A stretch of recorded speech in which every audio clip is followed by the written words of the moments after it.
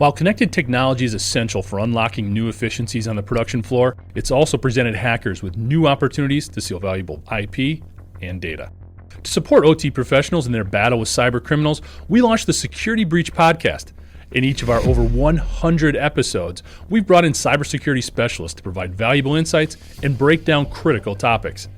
As a go-to podcast for our listeners, we want to help you align your brand with our expertise. By sponsoring our podcast, your brand will build trust, and your message will stand out to an audience searching for tools to assist their cybersecurity efforts.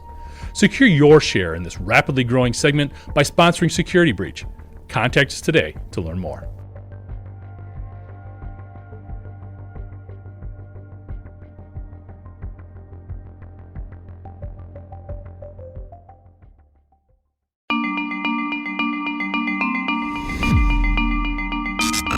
Hi, I'm Jeff Franke, Editorial Director of Manufacturing.net and Manufacturing Business Technology. Welcome to Security Breach. So, one of my least favorite tasks of basic training was weapons maintenance. I didn't really mind cleaning my M16A2 rifle, but sometimes it just felt pointless. We'd spend hours stripping, cleaning, reassembling, inspecting, and ultimately being told it still wasn't clean enough by the drill sergeant or armor.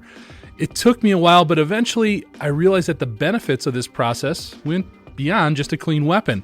Although there were obvious lessons there, I also got to know that rifle down to its firing pin retaining pin. So if it misfired during field training exercises, I knew exactly how to correct the issue in the moment and perform more extensive actions in an expedient manner when time allowed. So I wasn't just cleaning a rifle, I was gaining insight into all aspects of an essential battlefield tool.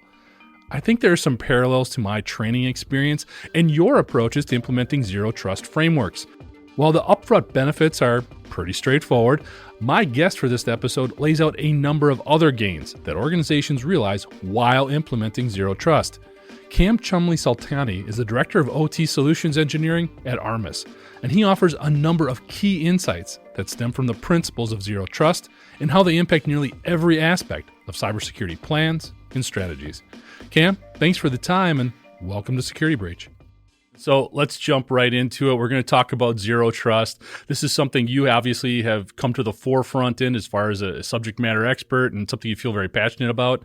I'm not going to say to go so far as to say it's polarizing or there's a lot of different opinions, but it feels like zero trust is either something people believe very strongly in or they're just having trouble really feeling like it's worth the pain of going through to implement. So maybe you can give us your thoughts on zero trust and maybe some things that we can do to get other folks to understand why it's worth some of the process that it takes. Yeah, absolutely. I do want to first call out that we're definitely in a unique position as far as zero trust and how it applies to the entire stack of security. So traditionally, you're thinking of IT and enterprise networks. Zero trust was kind of thrown around for a bit as people either used it, to your point, as a framework to follow for securing their environments, or they were totally opposed to it, and it was more so a buzzword bingo. But as we're seeing more and more, it's becoming more relevant. There definitely became a time, and even more so now in the present and going towards the future, that we need to implement the OT side of the house. And as a second step of that, which maybe we'll touch a bit later, even weapon systems that are vital to our nation's critical infrastructure and security. So before traditionally, we're thinking about zero trust with strictly IT environments and making sure that there's things like secure by design, and we have the proper segmentation policies and control and automation and incident response. That is now migrated over to this OT zero trust framework that recently came out in November. And it's super exciting for the community. And just as you called out, it's definitely taking a bit of a momentum as we get steps going across different verticals of critical infrastructure. But happy to dive into what that looks like and the involvement that we've had on our end as Armis and personally to help shape that and what that means for the community as a whole, Jeff. Happy to take it where you like. Yeah, let's just start with some of the pain points that come up. I know the folks that are saying, look, I get it, but it's just hard to get people on board. It's a pain to implement. I don't always know where to start. So maybe we can just jump off from there and just talk about, let's not try to, drink the ocean here or eat the elephant. Where do you start if you do want to get into zero trust without, getting buried by it? Yeah, for sure. We'll start with the steak or a pond, and then we'll get into how that feeds into the elephant. So on this front, Anybody, it doesn't matter if you're an IT person, an OT person, or a hybrid of both. I think if you pull up a zero trust framework and you're looking at 105 total controls that are split into two separate categories, immediately that's overwhelming. Anybody would realize the burden that would have on personnel and from a technology standpoint, right? But to your point, it's definitely an iterative process. And although we're using zero trust as an anchor for this conversation, there's things from a cyber hygiene standpoint that every organization, end user, and operator should be doing holistically anyways. For example, we kind of think about the big three, right? Having visibility and monitoring in your environment, regardless if you're following something like a zero trust framework or NIST 800 TAC 82, which they're actually open for comments right now for revision 4. So it's really exciting for the community, or a NIST cybersecurity framework, right? Just understanding what exactly devices are out there and they're talking. So a lot of times we have conversations about critical infrastructure. You see things like the Purdue reference model or Purdue model that are referenced for what we call data flow diagrams. And they're not supposed to be referenced as complete architecture diagrams, but at least to break things up. So typically in those enterprise environments above the demilitarized zone or the DMZ, and typical carpeted spaces, you're going to find business computers and IT. And for the most part, we have visibility into that, right? That's been around for years, and it's pretty mature from a cybersecurity standpoint. Once you get to that DMZ and beneath it, it is shocking, actually, the amount of organizations that don't have any visibility beneath those firewalls in the DMZ. So if you're an end user, an operator, an asset owner out there and you're hearing this, you're not alone. I just want to make that double tap. Okay. So, getting visibility out there, just understanding what devices do I even have? And I don't think it's lost on you, Jeff, or I, or anybody else that may be listening, that might be a gargantuous effort to understand what exactly is going on depending on your architecture. So, just getting a basic idea of what exactly do I have? What protocols are they talking? We think about typical OT protocols like DNP3 and Modbus. And then from there, once you have a general understanding, and this could just be a static asset inventory, at that point, understanding of those devices, which ones are considered your critical assets, or we call your crown jewels. So visibility is the first leg, and we'll expand into each of these three legs. The second one is vulnerability management, right? So you think about Patch Wednesdays and all these enterprise devices that are getting patches regularly. And, that's referring back to the CIA triad, where if you're looking in the OT environments, you're way more focused on availability and even more so on the safety in front of it. So at that front, it's like that old expression, if the wheel ain't broke, don't fix it. I'm from Texas. I'm going to call that one out there. And, these devices are the smallest subunit devices, program logic controllers, and PLCs have been running around forever, as we all know. So understanding that sometimes they can't be patched, right? And if you do patch them, it requires either a reboot of the device or downtime within that plant or operational process that maybe that operator can't afford at the time.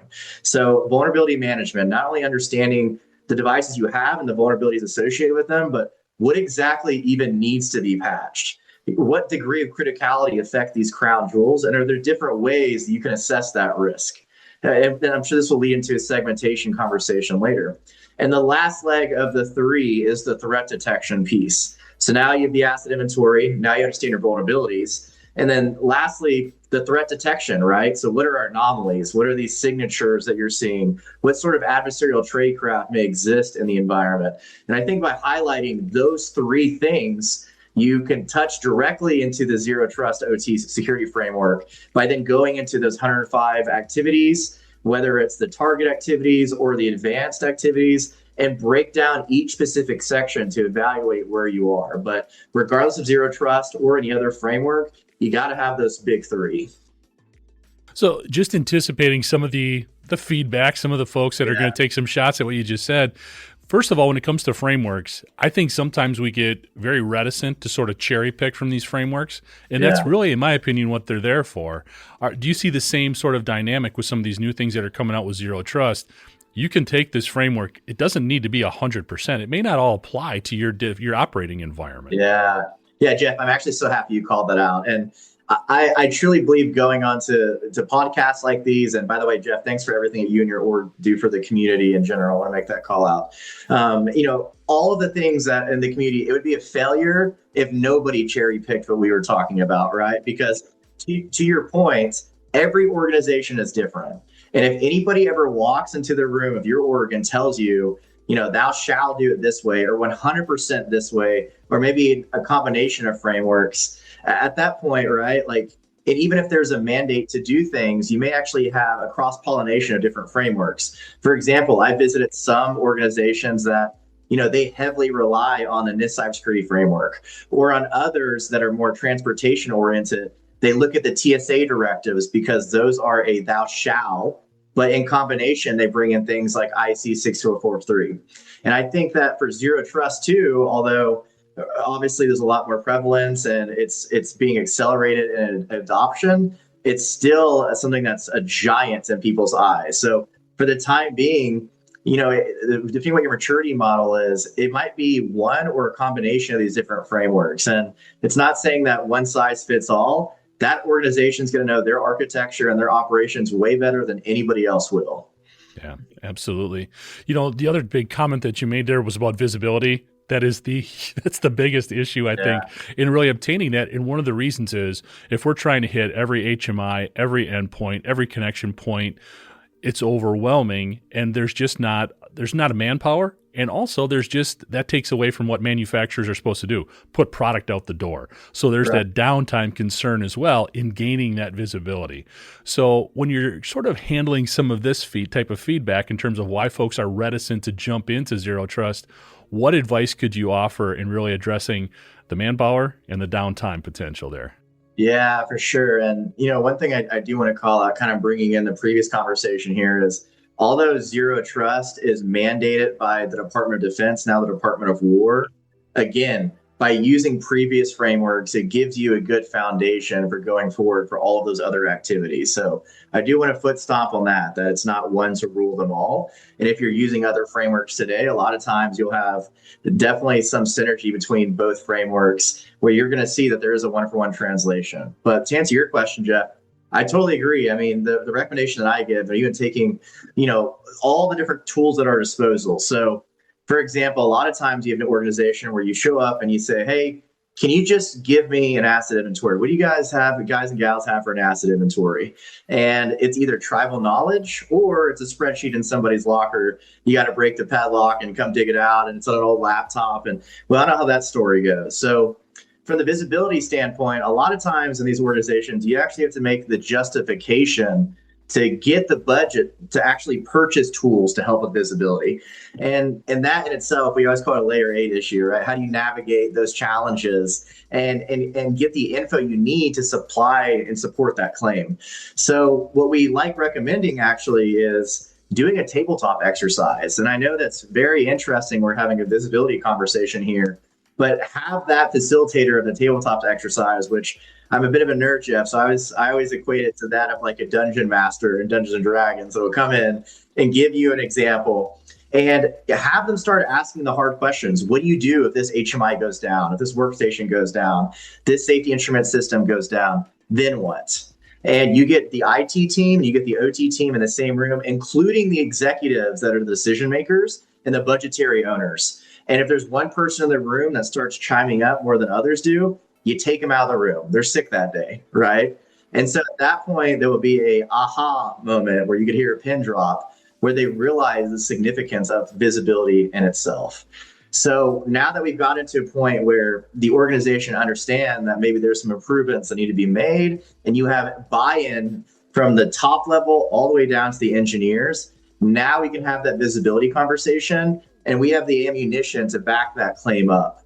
At that point, you have to essentially get telemetry from wherever you can.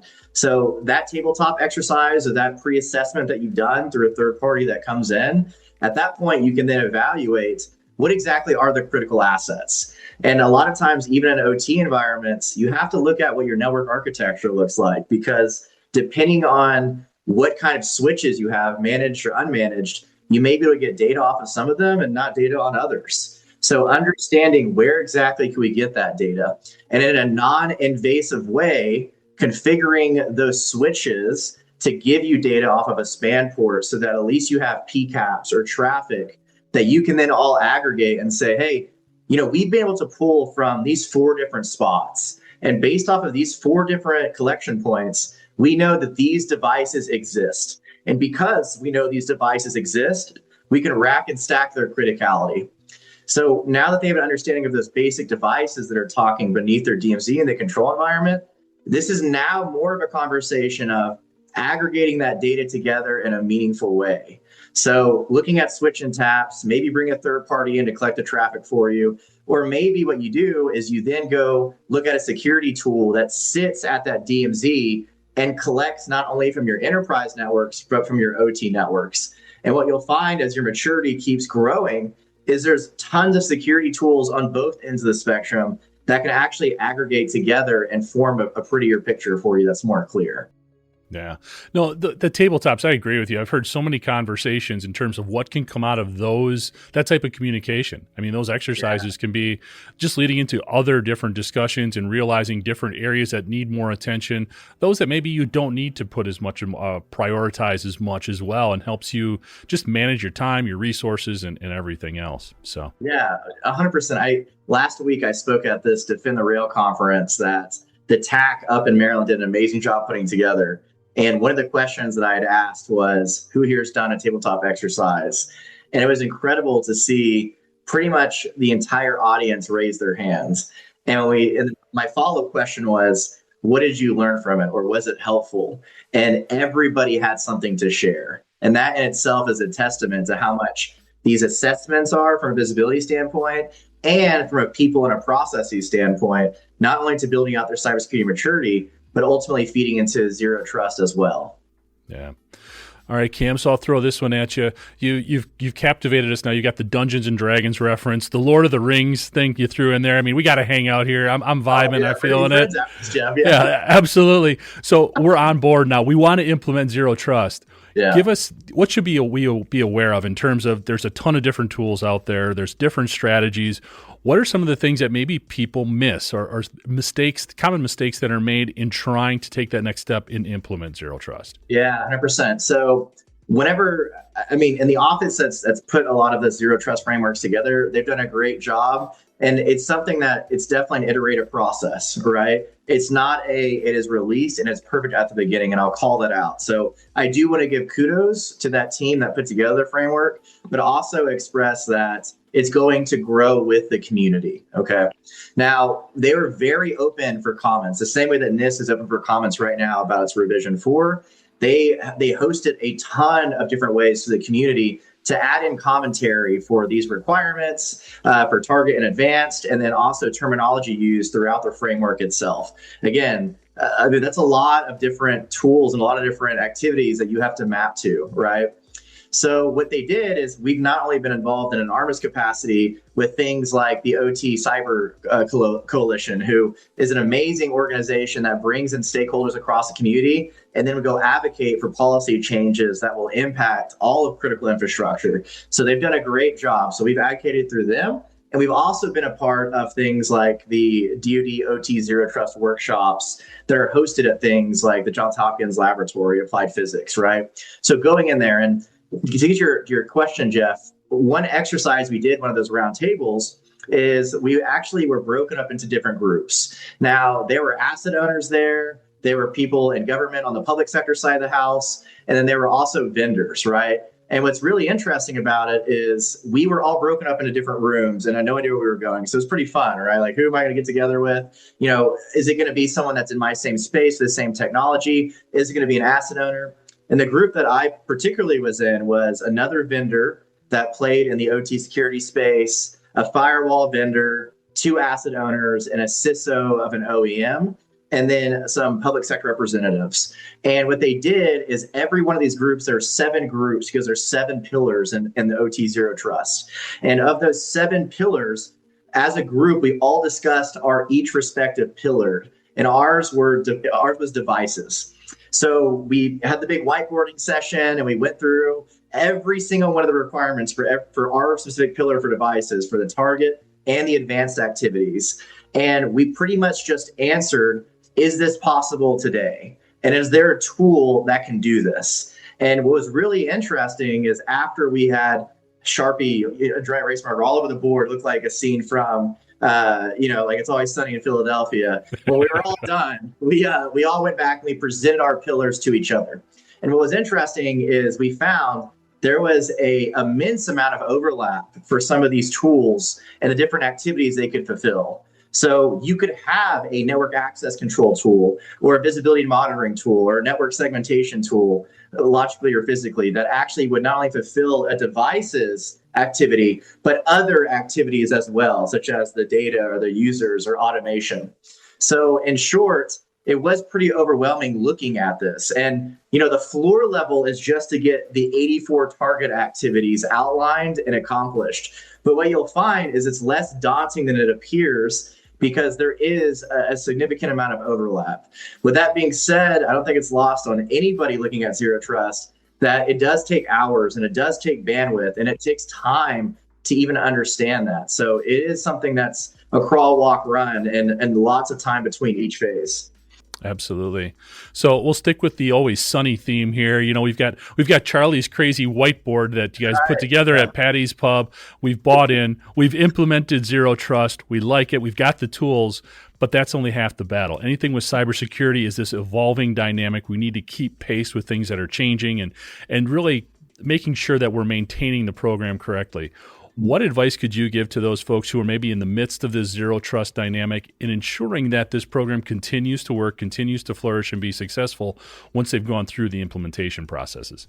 Yeah, 100%. At the end of the day, regardless of what cape you wear in the community, right? We all have a shared mission, and that is defending critical infrastructure. So it doesn't matter if you're manufacturing, oil and gas, like utilities, transportation, you name it. The feedback that we all give on all of the frameworks and all the revisions, that is going to not only benefit specific sectors that we fall into, but the rest of the community. So as you're going through this, and again, although I can totally empathize with how challenging it may seem at first and daunting, it's an iterative process. And by it being an iterative process, that means Jeff, you and I and operators and asset owners and everybody else that looks at this has the opportunity to influence future revisions to come. So take notes of those challenges, lean on your peers, go to things like information sharing analysis centers, ISACs, and other consortiums and give that feedback together. So when they have an open forum, you can show up as a stronger together and help make that easier for later versions. Absolutely. No, it makes sense. And it kind of comes back to just that communication dynamic. You talk about the tabletops. It can be less formal, I guess, in terms of talking, making sure we're staying up on stuff and creating that culture. We could talk another hour probably about breaking down some of these silos between IT and OT and how that continues to be an issue as well. But at the end of the day, it just comes to communicating and getting as much information as possible.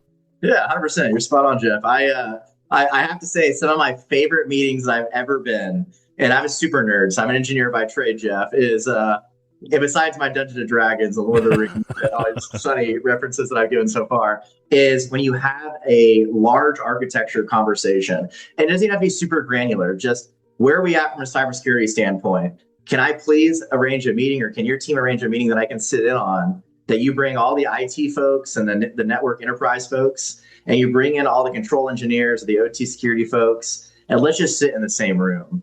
And it is actually surprising how often those teams don't collaborate and they don't communicate. And there's been meetings that I've sat in where we're walking through a whiteboarding session and I'm like, well, how does this communicate?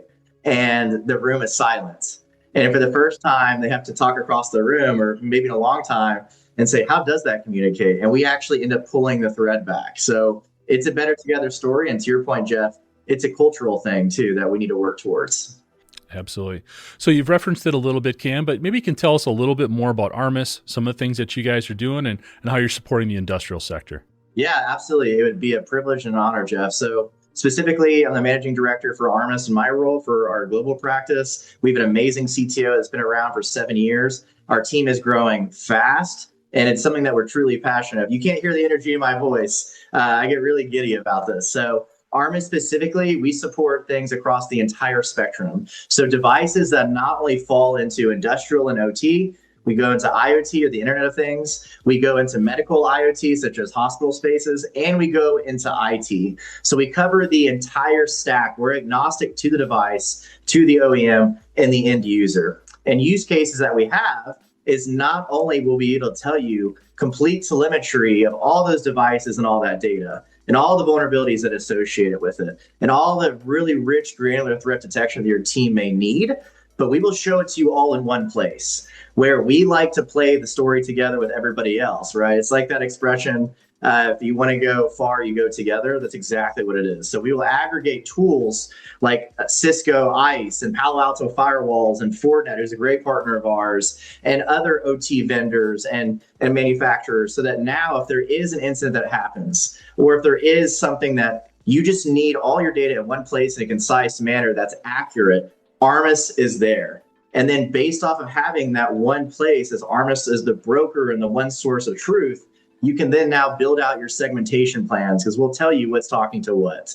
And when you build the segmentation plans, it'll feed into the tool bidirectionally. So all those other tools, your SIEMs and your CMDBs and your SOARs and your firewalls and your NACs, we will talk and cross-pollinate with all of them. So that way you now have one place that you can go to that you can rely upon.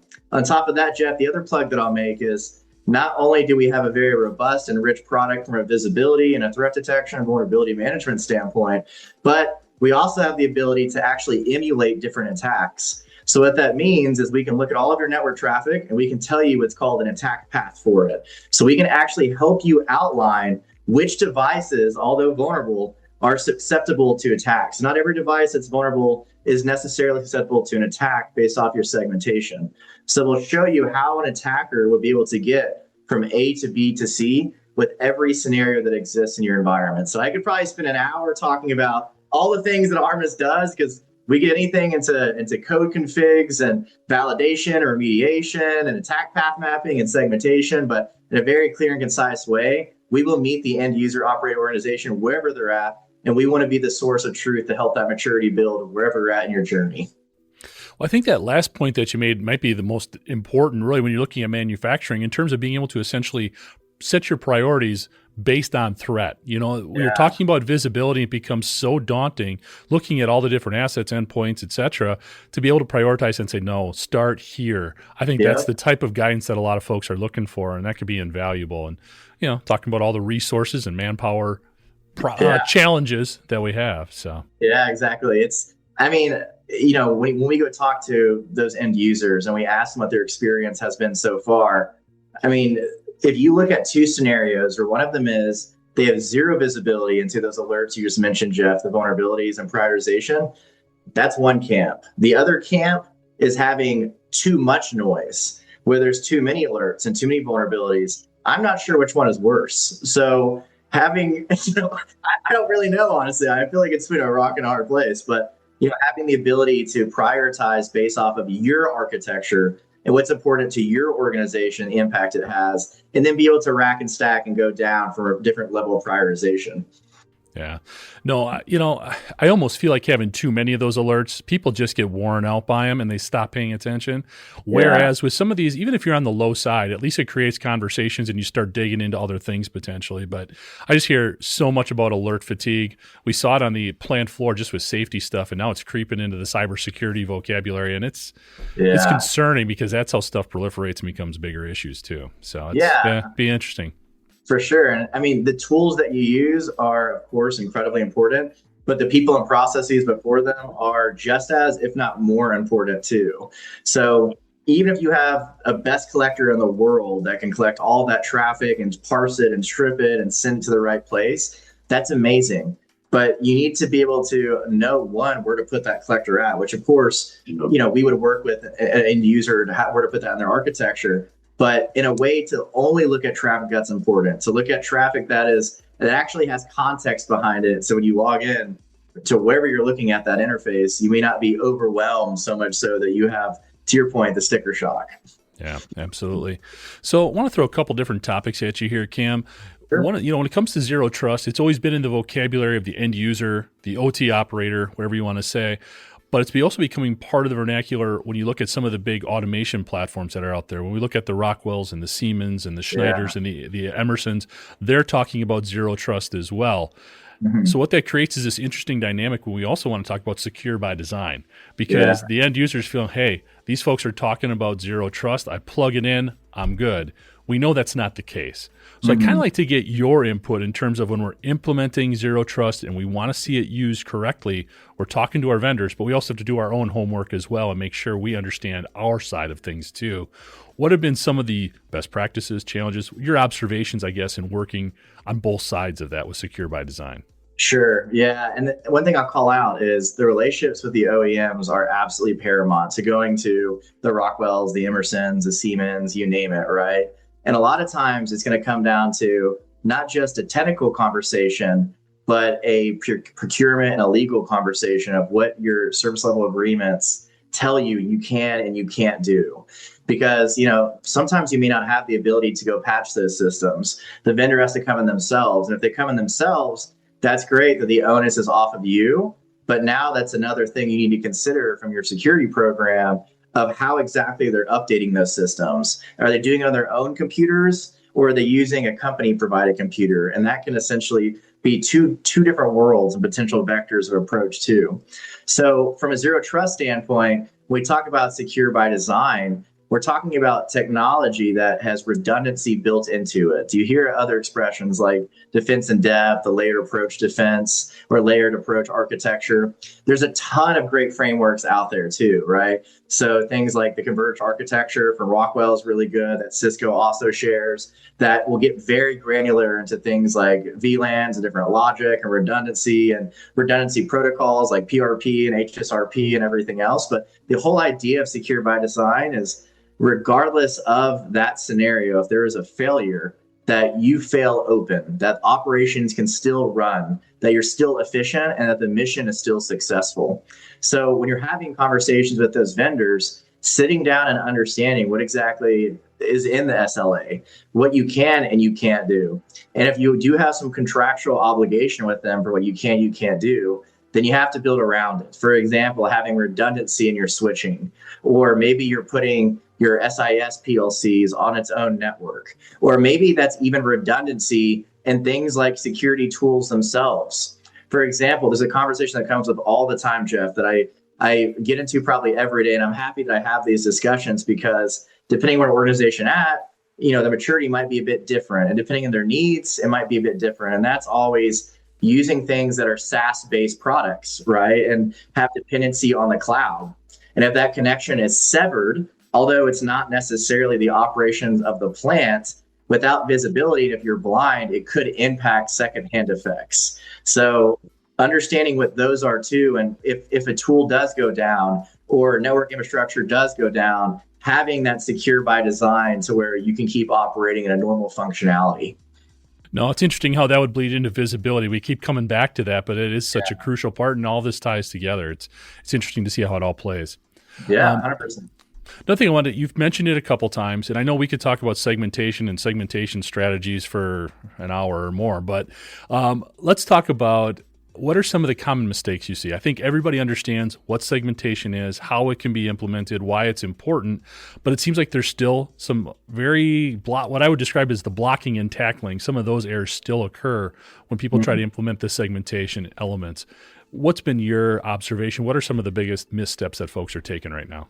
Yeah, that's fair. So, and again, every organization is not built the same. So it's totally dependent on their architecture, their goals, and how they view risk, right?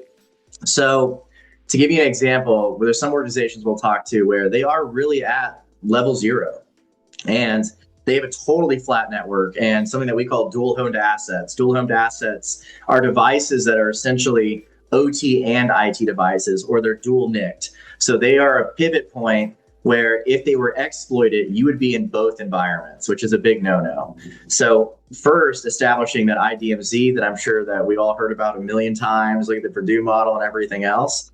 But once you get beneath that Purdue model, that really is sitting down and first mapping out your network architecture to understand even what the flows are and what protocols you're using, right? So what exactly are the bidirectional communications? What sort of machine-to-machine communications do you have? And what is considered critical?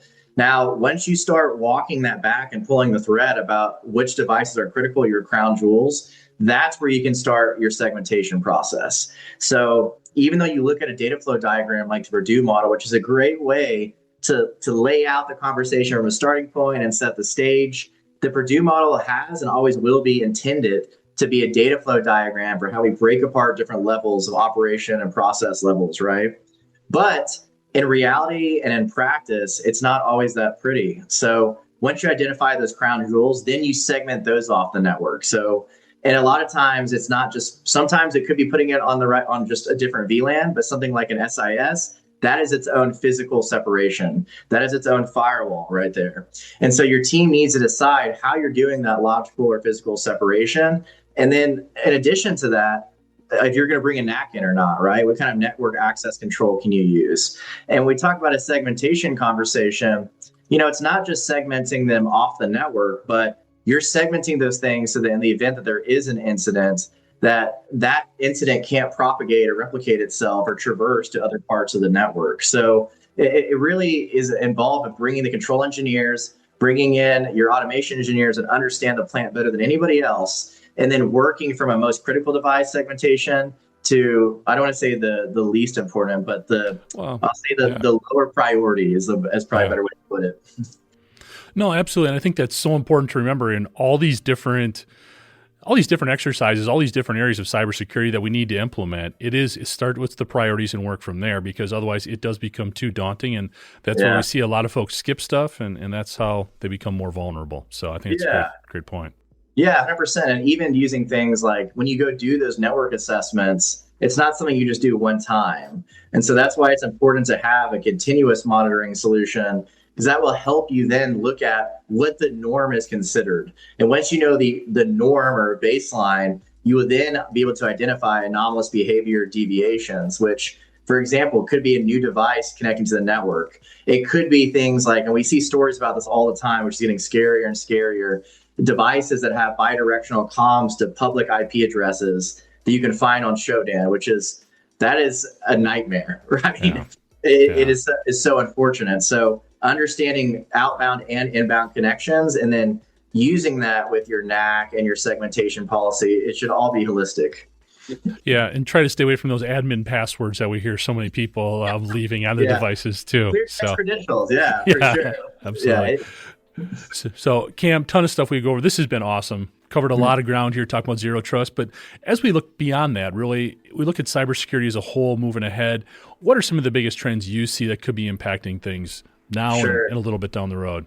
Sure. I just got off of a round table probably an hour ago, and I always try to I try to time it internally in my head, because it's a great conversation and it comes up every day. But the AI conversation is always there, and I love it. But one thing that it would be a failure on my end not to call out is, although AI is phenomenal in doing things like cleansing data and aggregating data, it's more of a post-data aggregation activity. So using that to triage incidents and using it in a way that once the data is there, how to display it to you in a clean manner. But I don't believe personally that we're at a place in the community yet where every single organization can implement AI to do automated incident response. I mean, some organizations are still at ground zero. So with that being said, and maybe some organizations, they're so mature and it works for them, and I'm cheering you on. But as far as where AI goes, just the community, and depending on what vertical you are in critical infrastructure, we're just not there yet. We're still working on the foundations. And that's why, circling back to this zero trust framework and things like other frameworks like 800 TAC 82 and the cybersecurity framework and 62443 are so important to get a baseline. We just have to make sure not put the cart ahead of the horse. So I would say AI for sure.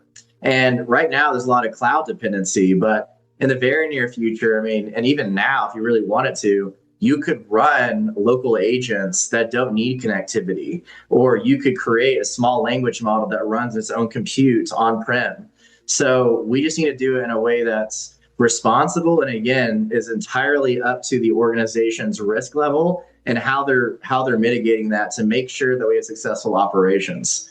And the other thing I'll call out, Jeff, sorry, as a second one here is, especially when we think about things coming down the chute, such as Golden Dome, which are vital to our nation's national security in the future. Yes, there are tons of OT devices. I mean, it is one walking OT device. I don't know, this is my robot walking device, but this came out. But the other thing is weapon systems themselves are also very unique in a whole nother category. And when we look at the OT Zero Trust framework and the IT Zero Trust framework, weapon systems aren't included there. So I highly suspect that in the future, there'll be something else coming down the line that sort of creates the third ring for these three, and they all merge together. Well, it's interesting you bring up the weapon systems and a lot of the CMMC talk that's going on right now. And I think what's important for a lot of folks in manufacturing to understand is, this is a phrase I use a lot, this is one of those things that's going to lead to other things. Okay. Oh, yeah. It's starting there in terms of a lot of the awareness and what they want people to validate from a cybersecurity perspective. If you're providing food trays to the Department of War at some point, you're going to have some of these same protocols in place. Yeah. This is where it starts. So getting ahead of it is going to be important. Obviously, we've just been talking about priorities and establishing those. Well, weapon systems make sense to start there, and we work our way down a little bit. So yeah, it's totally fair. And Jeff, I'm curious, what are your thoughts about the challenges short-term and long-term that you've seen, and maybe even another podcast that you've done with infrastructure? Yeah, I think the biggest thing is just to continue to evolve. I think that's one of the things. Folks get complacent a little bit. They feel like they do a lot. They've done a lot of work, and they deserve to be proud of that work. But at the same time, threat actors are changing, so you need to be careful and understand their tactics a little bit. Some folks are very reticent to talk about some of these different hacker groups. They don't want to promote them too much or give them too much publicity, but we need to have those conversations. So I think that's one of the biggest things, is just being aware of how much this stuff is evolving. And I am so happy when people like yourself, Cam, talk about pumping the brakes a little bit on artificial intelligence, because it's the topic of every single podcast, every episode we've done. We talk about AI, which is important, as you alluded to, but we have to figure out the right applications. We know the bad guys are using it. We know that it's a tool for us as well, but let's not be in this super rush just to plug it into everything, not really understand how it's working and how it can help us the best. So I think that's one of the biggest things, is just really the industrial sector understanding the best ways to use AI. We're getting there on the plant floor. We're getting there in cybersecurity, but I think we just need to slow down and just make sure we're using it right. Instead of in our rush, we're creating additional vulnerabilities sometimes in our rush to implement it. So I think those are the two biggest things that I see right now. So. Yeah, we are riding the same wave, Jeff. So I couldn't agree more. And it's interesting, and you brought up what adversaries are doing, and they're also utilizing AI for obviously more malicious and offensive operations. But we talked a bit about Shodan earlier and finding things like publicly accessible IPs that link back to PLCs and other control environment devices. They're automating on their end too, but for them, they don't have the consequences of the need for availability that an asset owner has. So for them, they could use a bot or their own agent to scrape something like Shodan or a publicly available open source intelligence platform and then script things. So now more than ever, the defensible architecture and secure by design and following these different frameworks are more important. Absolutely. Yeah, secure by design is always something that pops up with me. I think CISA in the past has been such a champion for that, for the industrial sector. We've seen some of the things coming out there slow down a little bit, and that concerns me a little, because we need to continue to have that conversation as well. That just makes everybody better. So hopefully that'll continue to ramp up. Thanks, Cam. And for more information on Armis, you can check them out at armis.com. I'd also like to thank each of you for joining us, and to catch up on past episodes, you can go to manufacturing.net, IEN.com, or mbtmag.com. You can also check Security Breach out wherever you get your podcasts, including Apple, Amazon, and Overcast. And if you have a cybersecurity story or topic that you'd like to have us explore on Security Breach, you can reach me at jeff@IEN.com. For Cam Chumley-Saltini, I'm Jeff Ranke, and this is Security Breach.